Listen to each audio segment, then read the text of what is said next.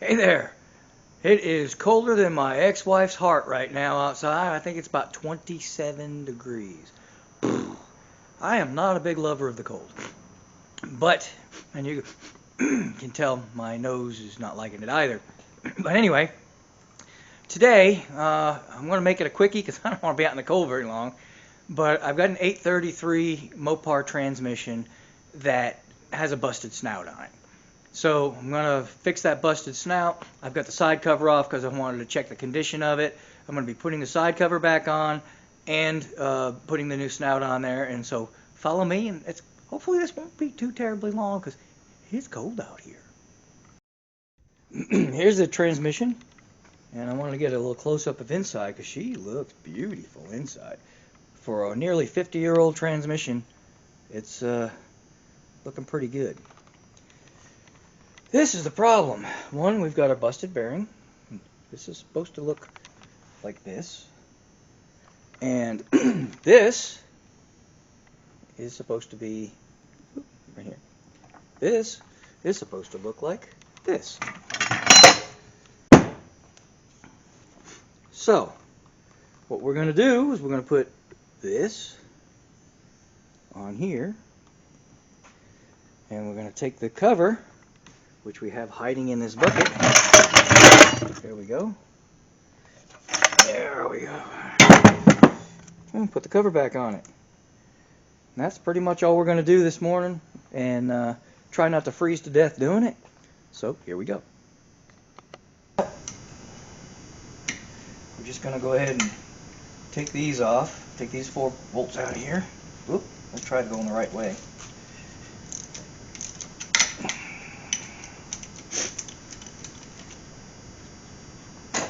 I hate working with gloves on. Makes it difficult. But without gloves, my hands got cold real fast. So, unfortunately, the only heater I have for the shop is a blast heater, and she's really, really loud. And so, probably not going to be able to hear me if I had that running.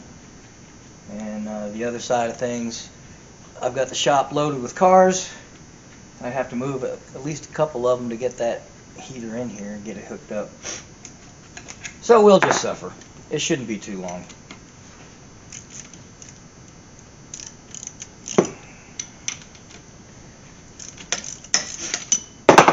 Now that I've said that, it'll probably take me hours to get this thing apart.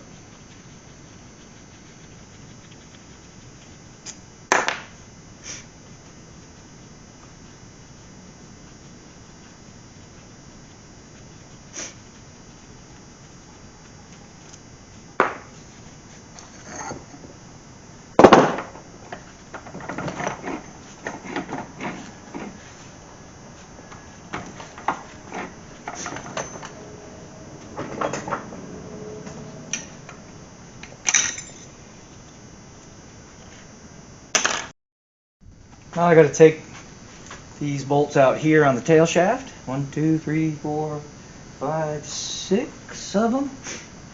So we'll take those out.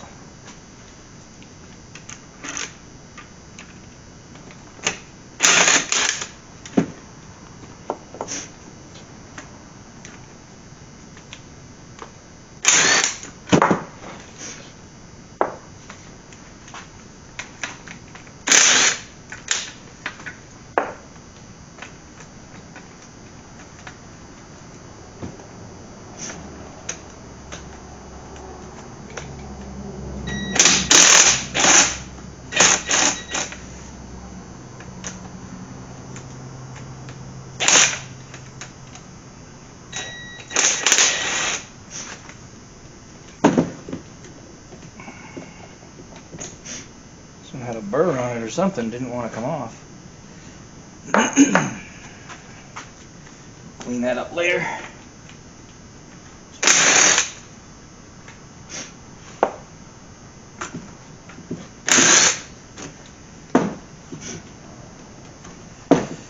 I know you people from up north are making fun of me because I'm complaining about the cold, when in reality, you know, this is not cold to you guys. You know.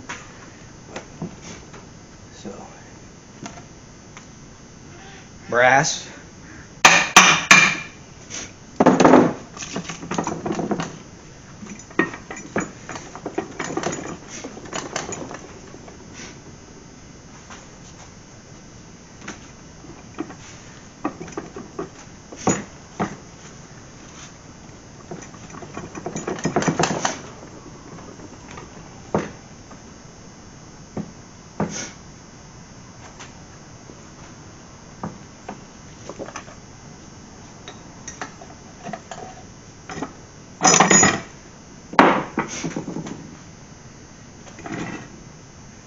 We're just pulling that back. Oop, don't want to lose.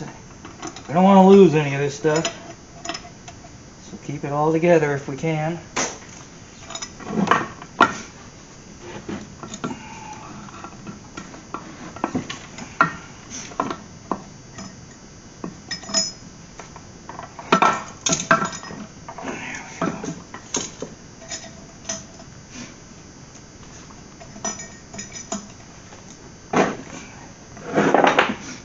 One synchro doesn't want to stay put.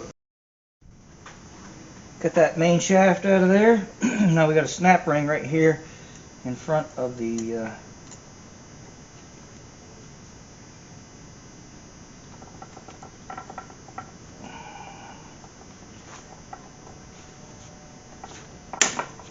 what we're gonna have to do, give her a little tappity to because she's stuck. And this is going to be fun because we got to hold the shaft and smack it at the same time.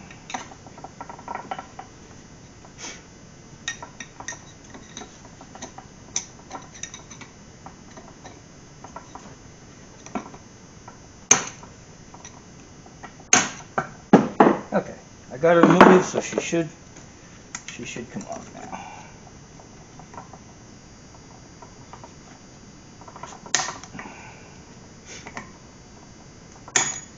There we go.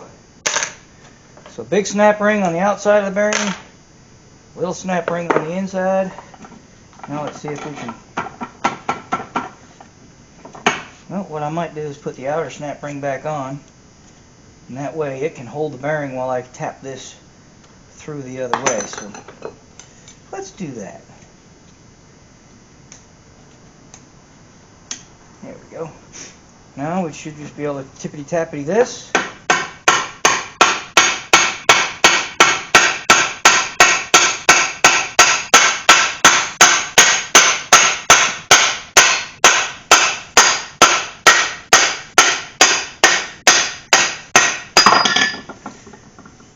Music to my ears. And there she is. Now the moment of truth, we got to compare it to the new one. Make sure she be the same. She is. This has got a little surface rust on it, so I'm going to go ahead and clean her up on the wire brush before we continue. Miracles never cease. This is, I don't know if you can see that, but these are supposed to be bare. Whoops. Well, now they're.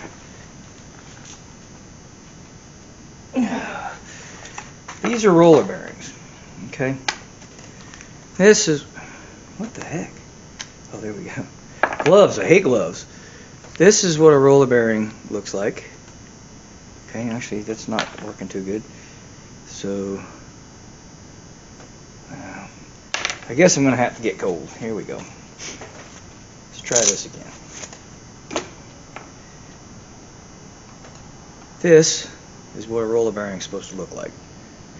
Okay, well that one's a little messed up, but this is what I've got. What it is they've seized together, become one piece. Fortunately, by a miracle,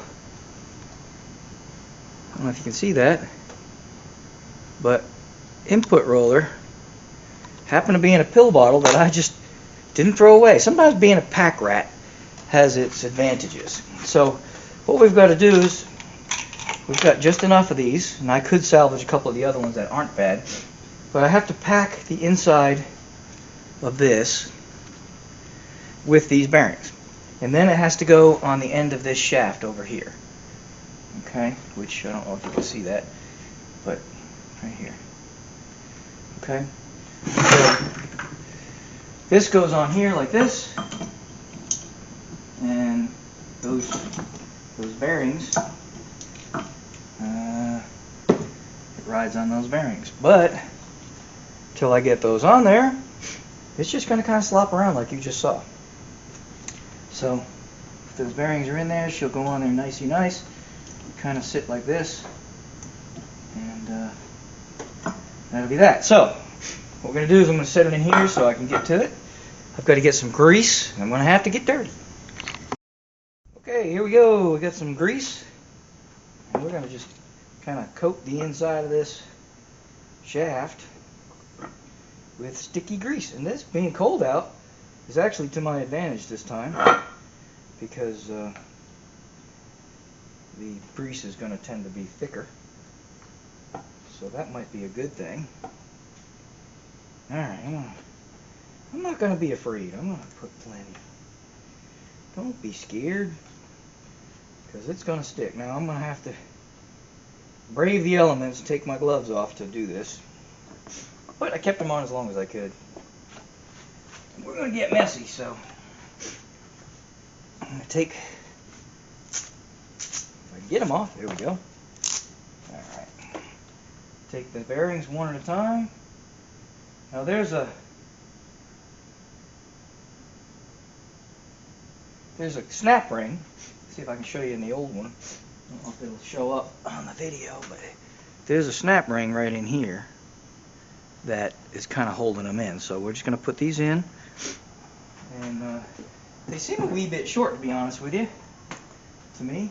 But that's the ones that came out of it, so we're going to match them up. And it did say that, you know, these are the right bearings for this particular cause, so we're just going to go ahead and start putting them in. It was nice to have these nice shiny new ones. It's a miracle, really, because I was looking around the shop and I remembered I had them, but years ago I remember seeing them, and I couldn't remember for the life of me what I had done with them. And amazingly enough, I picked up this box over here and looked inside, and they were. It's like, what the heck? So the odds of that were 1,000,000 to 1. So if you're a believer in a higher power, that is what did this. Otherwise, I'd be ordering these online, trying to get me some in there, and then this project would be delayed for a while. But nope, divine intervention, folks. Believe it or not.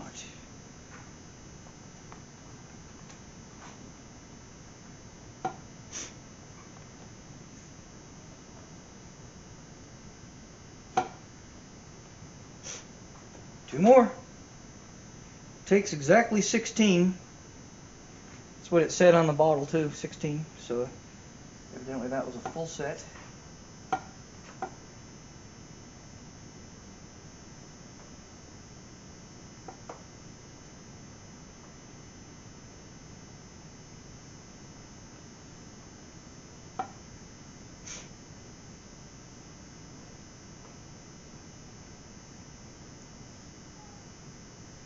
There we go.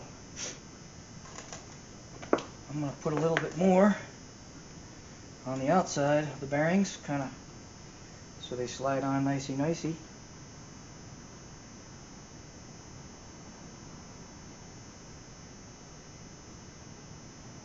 Because I don't need it sliding off of here once we get them in there. We want to keep these bearings locked in. Alright. I'd say that's messy enough. Let's see if we can get this on the first try.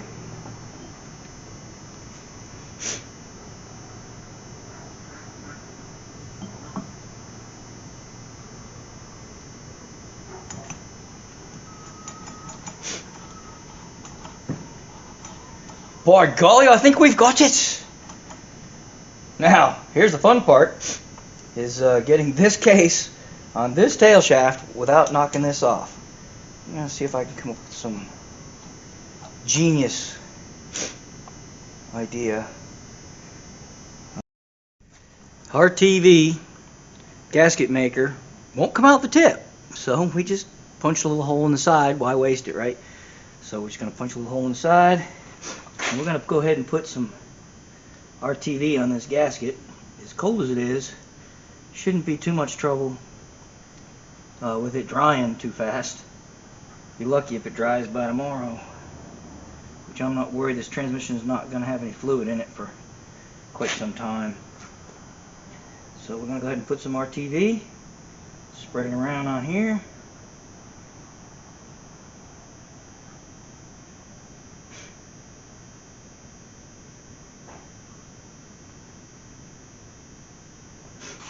It still has a good part of the gasket on there. Oh, she don't want to come up no more. It's dry. We may have to punch another hole in another spot. There we go. That's coming out real good. Alright. Spread the love. Woo.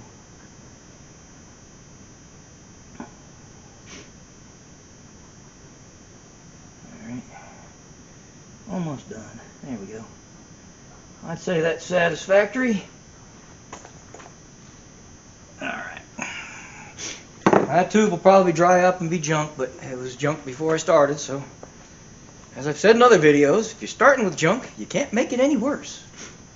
So, put the glovage back on, and we're going to see if we can't get this case to go back over there.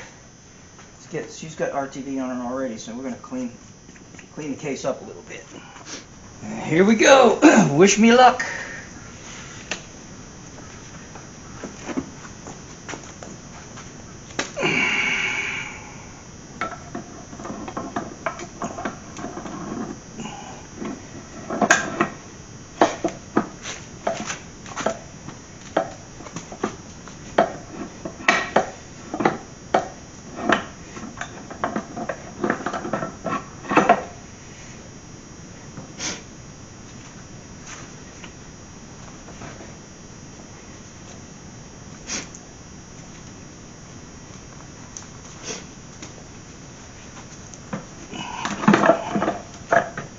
She goes.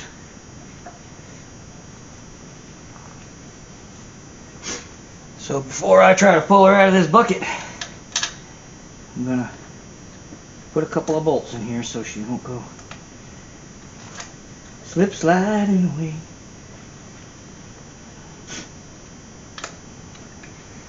Slip sliding away in a linear destination. More you slip slide in a way.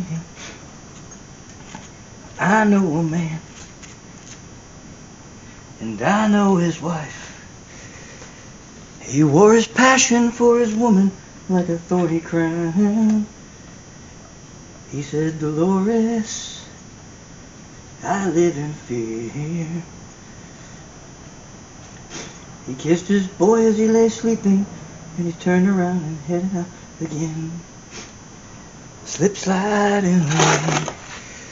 Alright, well, that's it. We gotta get that bearing in there now. Okay, I'm gonna put a little Loctite on here.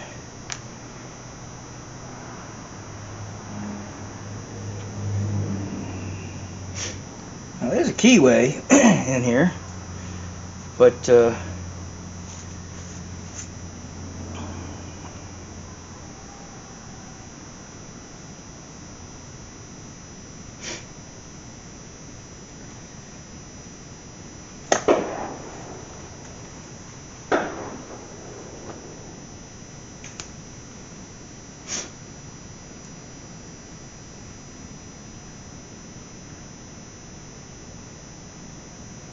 there's no keyway on the bearing, so I'm not really sure why they put a keyway, but maybe at some point they wanted to make sure the bearing wouldn't spin on that, and then they changed their mind.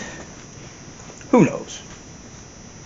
So here we go. I'm going to put the bearing back on.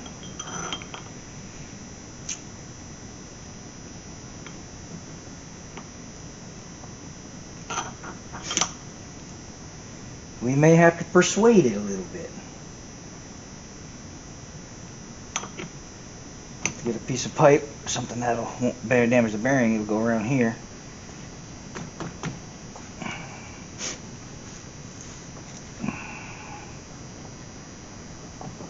Yeah, she's gonna have to be tapped on very gently. All right, I'm gonna use the old the old bearing retainer. I'm gonna slide it over here, and I got this lovely piece of pipe.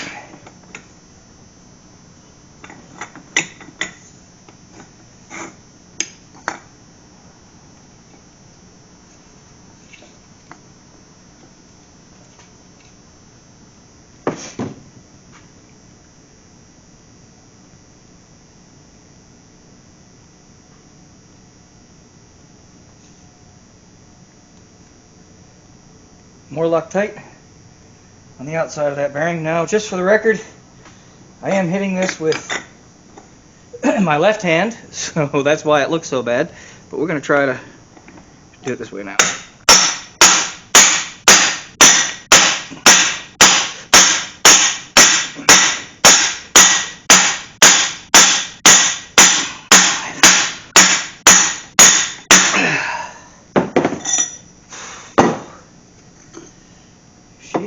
Just about there, not quite. Another inch. I mean, an inch. Another quarter inch. And she'll be on. I don't know if I can suck that in with the screws or not. Let's try it.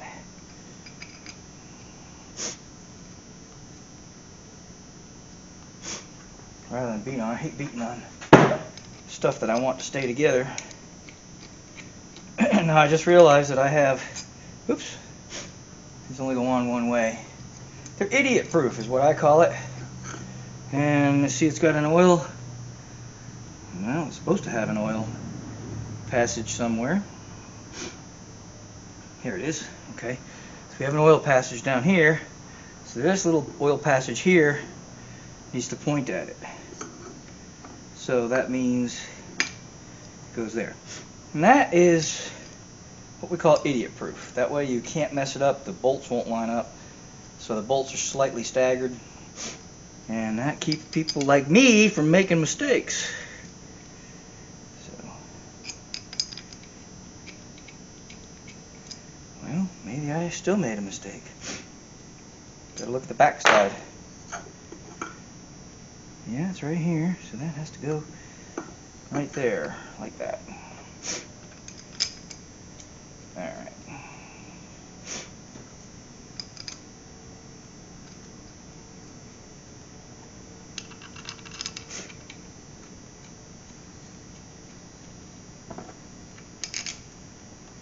Well, there we go. And keep in mind I only got 2 bolts holding the back side on too, so we're going to go ahead and snug these up. You interrupt me and I interrupt you. A shame. When did we start losing and stop giving? I remember I gave it time, I love my time. Now my mind's lost in its thoughts. I want you want only you, but my heart's all tied up in knots.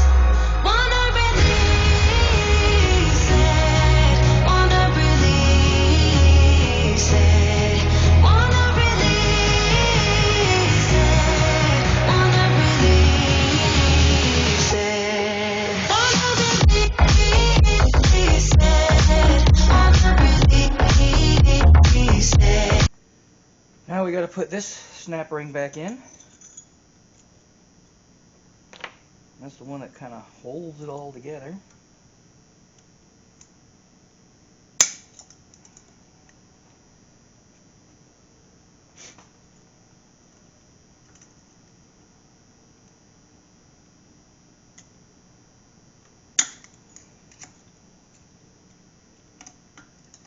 Which is probably easier said than done.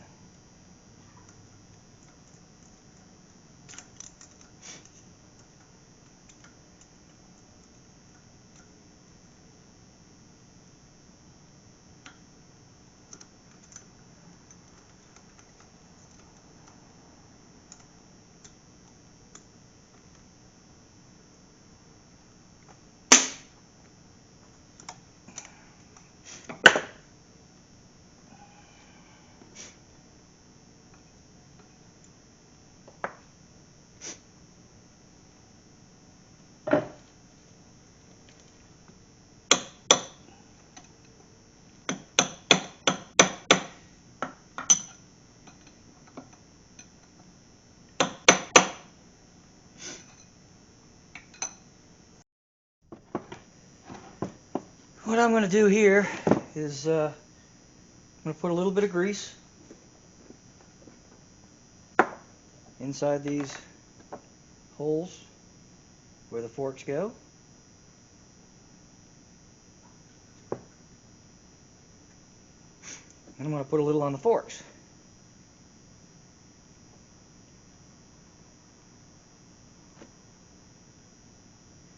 Now, there is a front and a rear. You'll see that they're different. One's like a half moon, and one's like, well, they're both half moons, I guess. But this one goes in the front, and this one, which looks like a crescent moon, I don't know. They're different, though. See, if you look at the pins and where the pins are, you see this one's kind of shorter at the bottom and wraps that way more. So this one goes in the back with this going towards the top.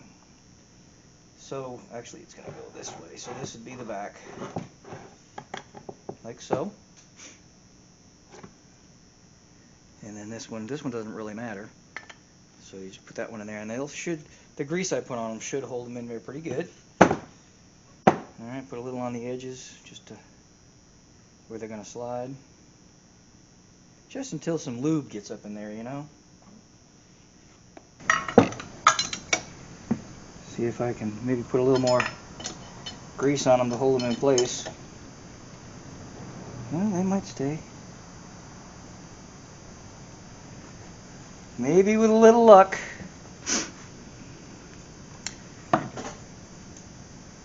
And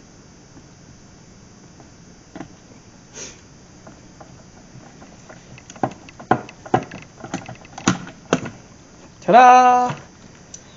That wasn't that easy, to be honest with you. It was a little bit tedious, but probably should have put a little more grease on the forks to kind of hold them into place. But now she's there. Now here's the other thing, is shoulder bolts. They see how they got a little shoulder on them? That's so you don't over tighten them, because we don't want to warp this cover.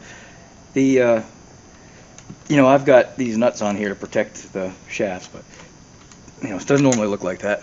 But take these shoulder bolts, and we're going to line them up, and that's all we got to do to this. Yeah, it's not as easy as it looks. You got to get them to line up. Let's see. Oh, wow, I'm way off. No wonder. There we go. There we go. Because of the shoulder, it's got to be just perfect or it won't go in.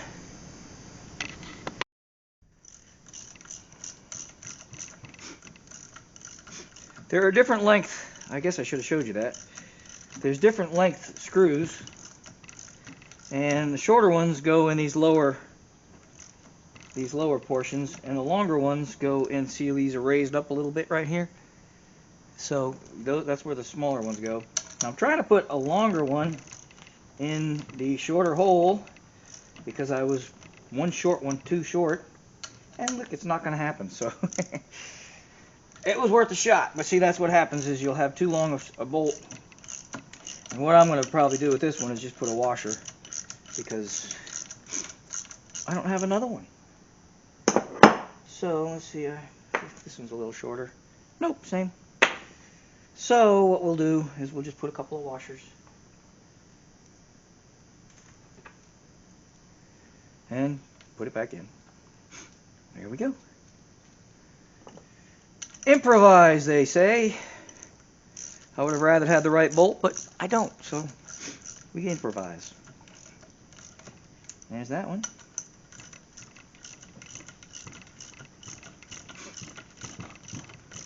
You know, these things seem awfully heavy until you start wrenching on them, and then they want to slip and slide and move all over the place.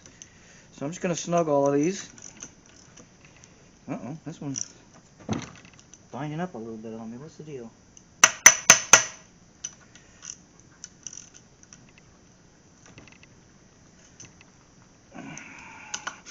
We'll come back to that one.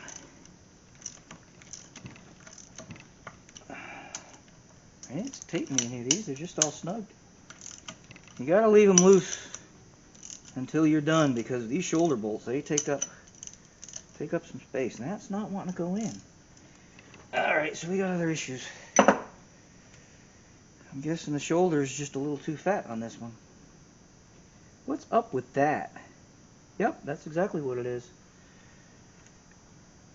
We'll all be dipped in horse pucky. Ugh. So these longer ones, there's two ways to fix that.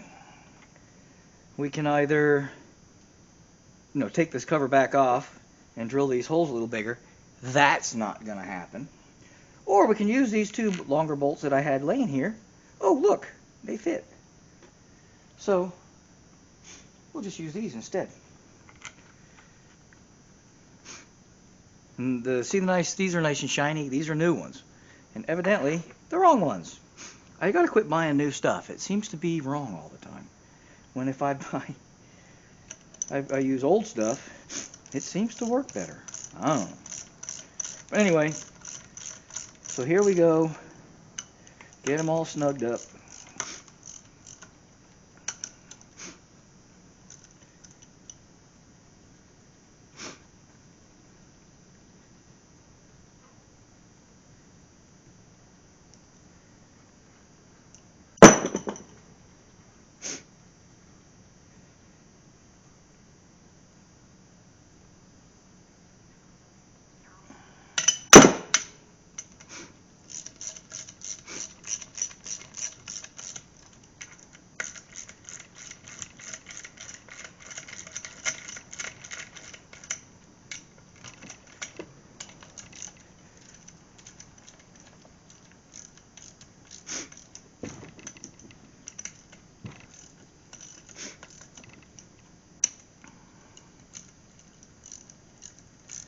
Now before we tighten everything down,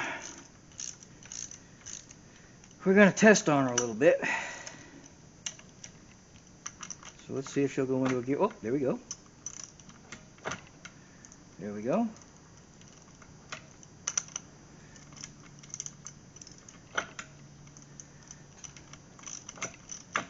There we go. So she'd be shifting just fine. So now we can go ahead and snug these up. I think they have a torque spec. I'd say that's about it right there. Yep. About, 45 pounds. Yeah, oh yeah, 45 for sure.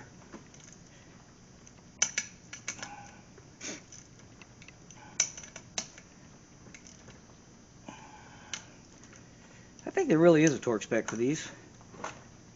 But, yeah. I think it's just so you don't over tighten it. It's kind of like carburetors. There's a torque spec for carburetors. How many of y'all use them? None. So there you go. That's it. Like I said, I've got to buy a new one of these bearing retainer with the right holes, because this one is the wrong one. So we'll order another one, get that put on. Yahoo! My order came in.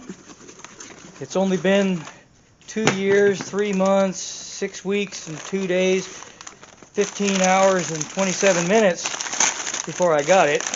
No, I'm just kidding. It was actually only about 4 or 5 days, but we had some bad weather, and because of the bad weather, the package got delayed. I was hoping to finish this video, back before the end of the weekend, but I couldn't because it didn't get here. It got delayed. So here we go. But now I've got the right one. As you'll notice, no seal. It's supposed to come with a seal and a gasket, and I'm not. Oh, here we go. And okay, didn't come with a gasket, but we're okay with that because we can use Permatex. Oh, that's not good for it. But we did get the seal, which is the most important. Let's see. Oh yeah, she's gonna be just fine. All right, seal always goes with this end towards the oil. So this would go towards the outside, which would go this way on here because this is where the oil is going to be coming from here. Okay, so it's going to go into the back of the housing like so. Okay, and so I'm going to go ahead and I can't believe it didn't get it. Oh, wait a minute, I lied. Here it is. It's just so fancy. I didn't really notice it, but there is a gasket in here. It just looks like a piece of cardboard that was for packing, but it says, look, bearing retainer gasket. So there we go.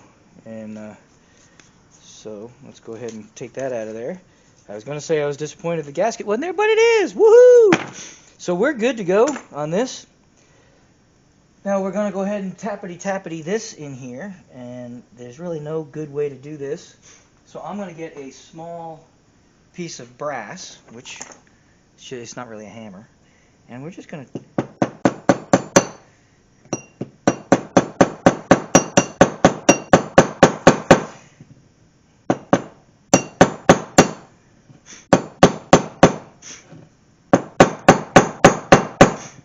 I think I may need a bigger piece of hammer, bigger hammer. So give me a second. An old ball peen with a broken handle. That way I won't put too much pressure on it. It's got a pretty small head, so we're just going to...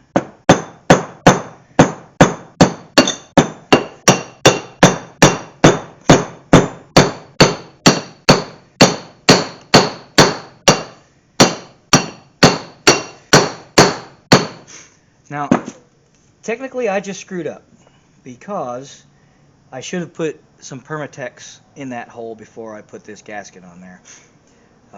So that's on me. You guys learned by that mistake. It should be okay, but if it leaks, it's my fault because I didn't do that. She fits pretty tight, so I doubt she's going to. And remember this old tube of Permatex? Well, she's still pliable, but I put that hole in there. So we're going to go ahead and pop another hole in there.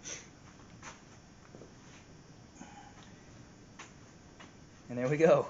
And that way we can do the same thing. I'm going to go ahead and, well, I didn't get very much out of that, did I? Just made one little spurt. And I'm going to go ahead and put this Permatex right around the outside of this gasket. And that way it'll just seal that edge. Not the best way. I should have put it on beforehand. That's my fault. But I'm not taking it out now. And it's such a press fit, it should be fine. But it's not going to hurt to put a little bit of juice around the edge.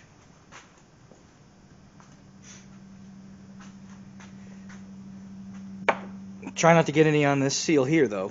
This piece of this that actually rides on the shaft.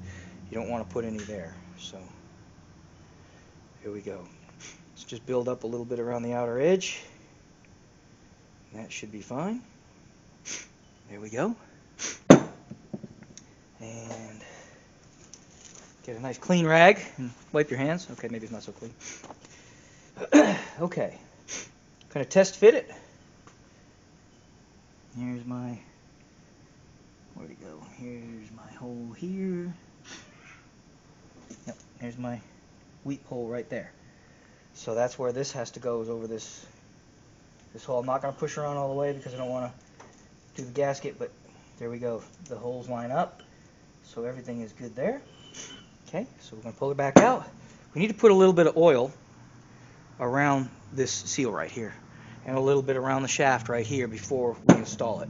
So we're going to get some oil and we're going to go ahead and do that. I'm actually going to go ahead and use grease. Now it looks the same as the Permatex, but it's not. It's grease. And the reason I'm doing grease instead of oil is because this transmission is going to sit around quite a bit, so I don't really want it to go dry on me in the period of time that it's sitting. A little bit of oil would actually lubricate the seal and keep it soft and pliable over time. But on the flip side, I'm dealing with I'm dealing with time, because this transmission is probably not going to find a home anytime super soon. So if it ends up going to one of my cars, it'll probably be a couple of years, because my closest Mopar to being done is at least 2 years off. If I end up selling it to somebody, well, God only knows how long it'll be. So I'm just going to go ahead and put a little bit of grease in there, and I'm going to go ahead and slide her on now. Again, look for your oil hole, and then make sure this little dimple, or if you're looking at it, this little piece here, see that little doodah there, goes over that hole. Okay, so just kind of keep that in mind. This hole lines up, and there we go. Oh, except for I got to take it back off, put the gasket. Get ahead of myself. So let's wipe this clean. I always like to put a little Permitex on there. You can use some mineral spirits to clean that gasket surface up if you want, and that's fine. I'm just going to wipe it clean. So let's do the same thing. Get this stuff coming out of here. Just stick her along the edge. I just put a thin coat, spread it with my finger like you see. Not a big, run a bead kind of guy.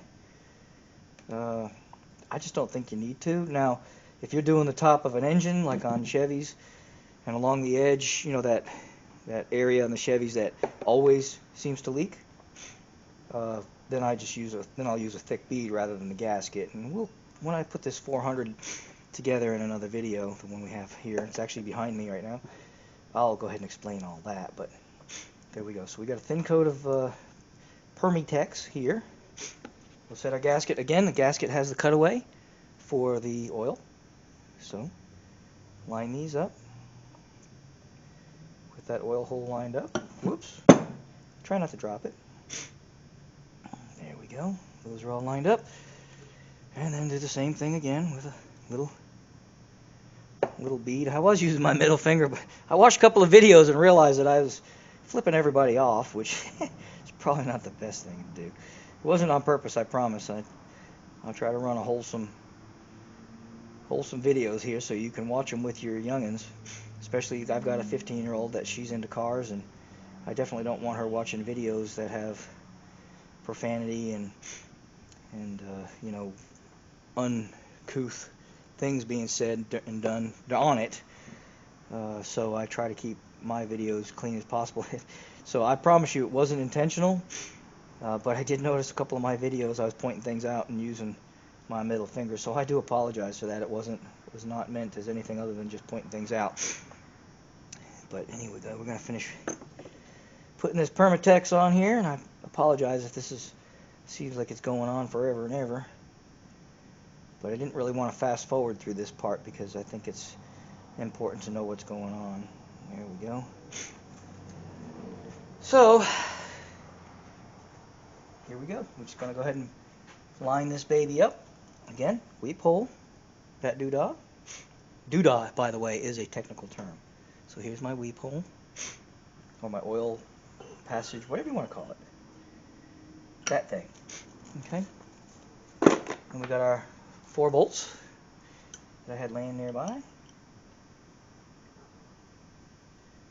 There's one.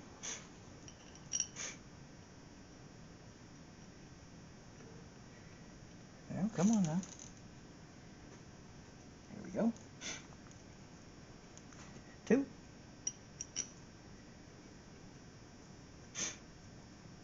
3.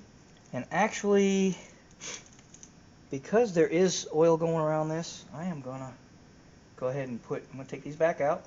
I'm going to go ahead and put a little bit of Permitex around the outside of these bolts.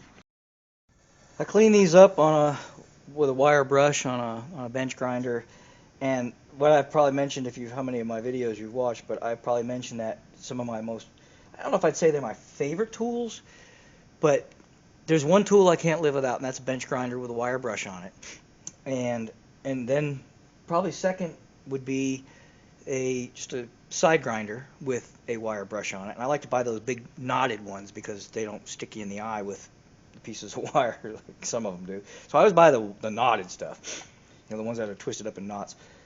But those are two tools that I use on a daily basis, almost every project, because it cleaning up nuts and bolts, just for cleaning stuff up. And it's unlike sandblasting, it won't damage the parts usually. So I prefer it over sandblasting. I'm not a big sandblaster because I've got one. I just don't very often use it, simply because it gets sand in everything. And if you got rubberized undercoating, it won't take it off, whereas a wire brush will. It clogs up the brush a little bit, so you have some cleaning to do. But you put a little solvent with a wire brush, and it comes right off. So I just prefer a wire brush, and that's just my way. There's nothing wrong with a sandblaster if you don't mind trying to get sand out of everything. But you definitely wouldn't want to sandblast inside of a case, because if you don't get all the sand out, you just put grit in your stuff. So anyway, here we go. I'm just going to put a little bit of, I kind of tend to use my finger too much, but just put a little bit on the, and then just slide her in. I probably could just stick the bolt in. Let's try to do this without getting messy. I don't know. I think I'm just a dirt magnet. I like to get messy, I guess. I don't really like it, but it seems to be that way. So, and this is a good way to save a tube of Permatex that's gone bad on you. I'm still being able to use it, and it's crazy because it kind of clogs the hole up, and then you just make another hole. So it's actually working out okay. But yeah, just kind of slide that in the hole. The reason I'm doing this is because there is oil in this retainer, and it shouldn't get by the gasket, so it should never get to these holes. But I can't remember if these holes actually go through into the inside of the transmission or not, but why take a chance? So let's just put a little bit of goo on there, and then we ain't got to worry about it. Better to be safe than sorry, I say, So let's just go ahead and slide these in.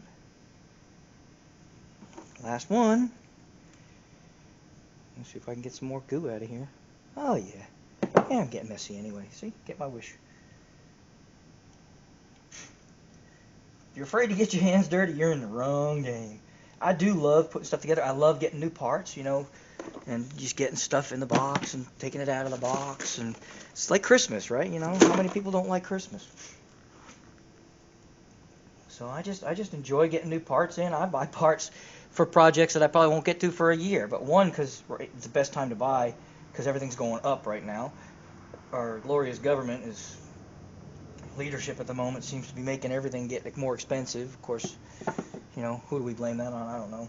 That's up to you all to decide. But inflation's killing me, so I'm starting to order a bunch of parts I won't need for years just because I don't want to pay. And I've got one that's on back order for my Barracuda that is actually gone up in price, and I haven't even got the part yet. But I've already paid for it, so they're not going to increase, my cost on it. So even though it's on back order, at least I got it for the lower price. So there you go. If I were you all and you have the money to do so, or even if you don't, but you can spare it, I would go ahead and order whatever parts you need right now, and before they start going up a lot. And that way you've got them before they start getting too expensive. Why pay more if you don't have to? And I'll put the same size socket twice here. But okay, so we're just going to snug these up. There might be a torque spec on these, and as you'll notice, I'm going side to side on this. I'm not tightening the one next to each other. I'm going across from each other, because being a round thing is like anything else. You don't want to cock it to one side, and that could cause issues. But I can see the Permatex going around the corner, around the edges, as I'm tightening. So it's tightening like that. So I'm just going to kind of snug it and snug it, and then we'll go over here. That one's good. And then we are going to have to go across and push down on that one. Oh, hear that little crack? That's hopefully not the bearing retainer cracking. Those little cracks are always scary, especially like you're working on a carburetor. You hear a crack, you're like, oh crap! Yeah, but no, it's just it settling in, pushing that bearing probably in a little bit. And I'm not going to put a lot of torque on these. It's going to be kind of just like, I don't know, about that much. I don't know how to tell you. It's probably a torque spec, and I recommend doing it if you don't do this very often. but I know what these are not, they're 5/16, right? Yeah, 5/16 bolts. Not the head, obviously, the 5/16 thread. 5/16 18, I believe it is. And so I know about, because I've been doing this for a week or two, I know about how much pressure they can handle. So that's it. I'm not going to go anymore. And that's it. Alright, folks. I'm going to get out of the cold. It's not too bad today, but I'm going to get out of the cold. There's my brand new bearing retainer. I am going to go ahead and get a little bit of oil. Well, actually, nope, I'm not going to do that. I'm actually going to paint it, but it's too cold to do it right now. So, but I'm actually going to try to throw a little paint on there so that it won't rust up. And hopefully I can get some paint on it. In fact, what I think I might do is we'll just wrap it in this little cloth here to keep it from getting rusty, because they do rust up pretty quick. It'll look like this in no time. Okay, so you could see I put that there. You can't even see it, but it'll look like this one in no time, which is okay. You just take a little bit of fine grit sandpaper or some SOS pad, and it'll clean right up. But you don't want to leave it like that too long. She'll get kind of not good. But I'm going to go ahead and paint this one. So I'm just going to go ahead and wrap her in a greasy rag for now. We'll clean her off with some mineral spirits later on in its life if we get a warmer day this week. I'll put some paint on it, and that should preserve her. Okay, and that's this video. So hopefully this was helpful, showing you how to get those forks lined up and how to take the main shaft out and replace that front snout if you snap that. And you'll find you buy these, a lot of times people will cut that shaft shorter on the tip so that they can use it on a non-drilled crank, because Chrysler, in their infinite wisdom, if they had a 4-speed or a 3-speed or any kind of standard transmission, they would drill the back of the crankshaft so that you could fit that long 833 snout in there. Well, if you buy a crank or an engine that isn't drilled, some genius came up with a great idea, and he just figured you cut the snout off, cut it 1/2 inch to 1 inch off the snout, and I'll give you a bearing that'll fit into the bigger part of the crank, and you won't have to drill it. It makes sense, right? It's a bigger bearing, but bigger's better, right? So anyway, you do have to change the bearing position, but it makes sense. Rather than having to go have a crank drilled, especially if you've got a forged crank, they're case hardened, and it's not so easy to drill. You can do it, but it's not that easy. So great, the guy came up with an awesome idea, and so they cut them off. But if you want to go back to original and you want that long snout in there, then you will end up changing your front shaft like we did on this one. But transmission's working great. Everything seems to shift just right. We'll put a little oil in it. Thank you for watching. Do me a favor and subscribe if you enjoyed this video. Well, I think there's a little bell thing too that tells you when I put up the next one. The next one, I'm not sure what it's going to be. Probably back on the Corvette, because we've got some bugs to work out. But maybe something else. You never know what comes up. So thank you again for watching.